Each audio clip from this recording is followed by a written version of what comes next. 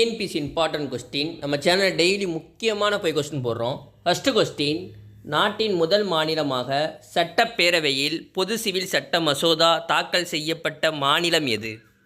இது கரண்ட் அஃபேரில் முக்கியமான ஒரு question. Option B Uttarakhand. Second question, சுத்தமான குடிநீர் பெறுதல் என்பது நமது அடிப்படை உரிமை. இது இந்திய அரசியலமைப்பில் எந்த பிரிவில் அடங்கியுள்ளது? ஆப்ஷன் ஏ பிரிவு 21.